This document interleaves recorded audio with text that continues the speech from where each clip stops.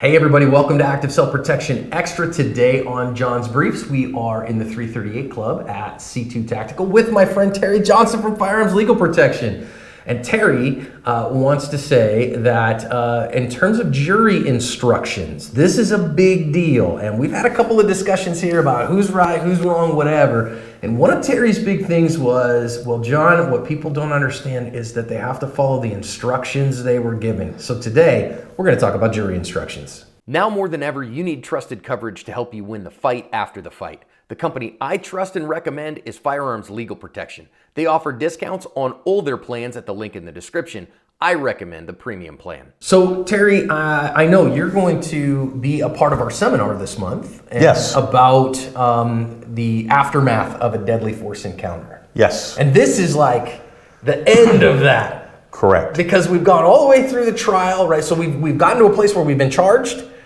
Oof, bad day. Gone all the way through the trial, bad day after bad day after bad day. And now the before the jury goes back to deliberate, Yes. they're going to get some instructions. So here's the thing, what people don't understand, there's two sets of instructions. There's one before you start, and it tells you what to look for, things along those lines. And then there's the instructions after. And those are the ones that are really, really big. So let me give you an example. A judge will say, and again, I'm not a judge, not trying to give law, but a judge will say, can you, let's say during voir dire, you know, when they sit down. Voir dire is when they are choosing a jury. Yes, and the judge will say, can you take and follow the instructions that I give you? By the way, can I get some love for knowing what voir dire is? That's law school. No, he needs not to go to law school. I'm not doing it. Write in the comments, John, go to law school. We can start a GoFundMe page. No, not happening. No. So voir dire is the choosing of the jury. correct. And one of the things that I do, you know, I'll pick up a pencil and I'll ask a juror, I'll say, hey, let me ask you this. What is this? Now, again, they'll look at it and they'll say a pencil. If I tell you, or the judge tells you in his instructions to you at the end, you are to consider this a pen, could you go in the back and do that? And a lot of people, well, it's a pencil. I've written with it, it's got an eraser, it's got lead, therefore it's a pencil. But if the judge tells you you can't consider it as a pencil, you must consider it as a pen, could you do that? And believe it or not, A lot of people would say no. right, because again, they're not taking the law as the judge has given them. So when it comes to self-defense, and I'll give you, for example, Michigan, where I'm barred, one of the things that's very interesting is we have stand your ground in Michigan, right? However, one of the jury instructions is actually a little different than what you've been told as it relates to the law. So let me give you an example. Let me pull this one out, it's right here. You'll get a stack of instructions as a juror, much thicker than this to go in the back with. But here's one as it relates to duty to retreat to avoid using force or deadly force. And again, go ahead. I think let's explain real quick before you go into the actual instruction what place these have. So we have statutory law. That's Yes. the black letter law as it's written that you can look up on the legislature's website. Correct. We have case law, which is how that jurisdiction has applied the law in question to the cases in question, and maybe other principles that would come to bear on this. Correct. And then the third thing we have is jury instructions. Correct. And jury instructions is a summation of the law and of case law. It's supposed to be a combination of those that the judge is telling the jury, here's in plain English what you are tasked to do and what your decision has to be based on. Correct. And think of it as a Monopoly game. I mean, you play Monopoly, right? No, my family doesn't play Monopoly well, but I've played it. Oh, geez, here we go. We're another discussion for another time. But, you know, the funny thing is, you know, when you play Monopoly, everybody plays by a different set of rules. Yeah, house rules, right? Right. So just going to a casino, house rules, exactly. So what a jury will do when they get instructions, everybody will be on the same page. It establishes the house rules. Exactly. I love that idea. It establishes the house rules. So when you get something here, duty to retreat, to avoid using deadly force, I want you to think about this. There's something in here that says, in one of the statutes, and I'll read it verbatim if that's okay. Sure, of course. The first one says a person can use deadly force in self-defense only where it's necessary to do so. If the defendant could have safely retreated but did not do so, you may consider that fact in deciding whether or not the defendant honestly and reasonably believed that he needed to use deadly force in self-defense. Now, Michigan has a stand your ground provision. Exactly. Now, there's another one right below that says if it's in your house, you don't have a duty to retreat. But what if I'm out at a gas station? So the question now becomes, even though I can stand my ground, let's say 3 guys approach me at a gas station. One has a knife, one has a gun, somebody else is stronger than me. At that point, do I have a duty to stand? Do I have the right to stand my ground? The answer is yes. But the jury can look at this and say, yeah, but he could have left.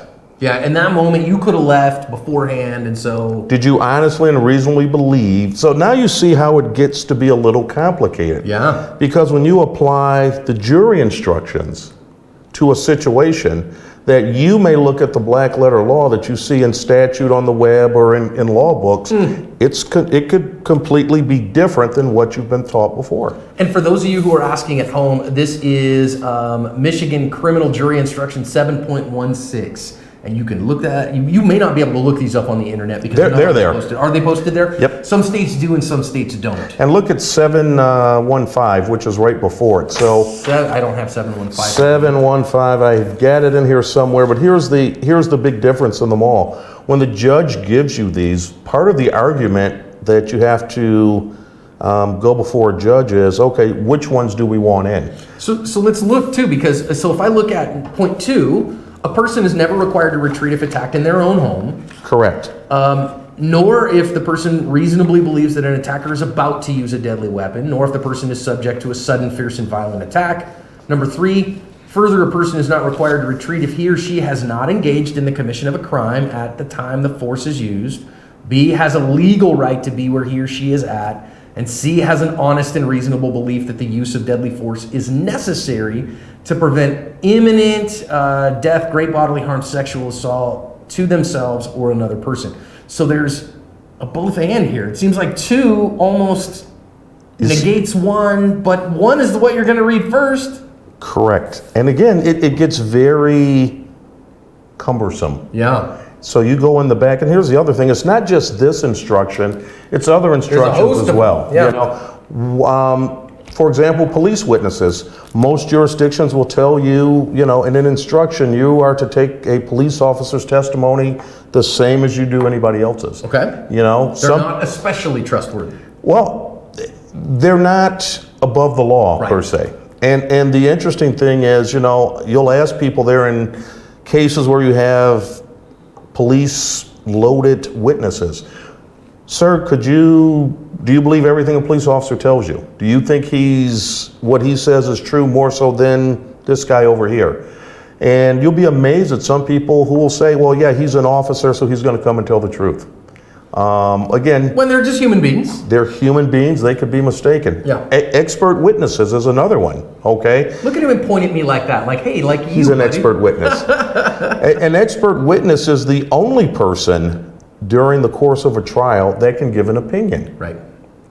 And there's an instruction about that because you can take the expert witness's opinion if you want. You could take some of it, part of it, none of it, whatever you want to do. So when we talk about doing what we need to do before I start a trial, I always look at the criminal jury instructions. Right. Because I know where I want to argue, what's important, and that way if I bring it up during the course of trial, I can go back to the judge and say, well, Judge, I brought this up, so I need this instruction. I brought this up, so I need that instruction. Right. And you're just adding to the pile of instructions the jury's getting. Absolutely. But here's the good thing. I get to pick something up and I get to argue it. Now, I can't read the instruction to the jury because that's the judge's job. But what I do get to say is the judge is going to instruct you. It's going to go something like this. He'll give you the actual instruction, but this is what you really need to focus on. And so you can load that jury with the instruction that you want. Absolutely. And again, but sometimes it's a fight with the prosecutor because the prosecutor will say, no, this doesn't belong in there. And I'll say, yes, it belongs in there. And here's the interesting thing. Most appeals Okay, we talk about appeals and things along those lines. Most of them happen because of jury instructions, believe it or not. Because someone wasn't instructed properly, someone was, I've seen left that in a out. lot of appellate decisions, that the jury was instructed to do this, but that was an inappropriate instruction, and they should have been instructed to do this. Yes, so that will result in a retrial. Yeah, retrial, try again, do it again. So that's the importance of jury instruction. So again, when we start talking about self-defense, take a look at the laws in your state. Take a look at the case laws, as you said, but also look at the jury instructions as it relates to self-defense and figure out how you fall in there. And again, I'm not telling people to become lawyers by any stretch. I would never wish that on anybody. And he just wished it on me. But I like you. I'm just. But seriously, though, it gives you another place to start from, another place to look at something, and gives you a better understanding of what happens. And you think about a mock jury. Yeah.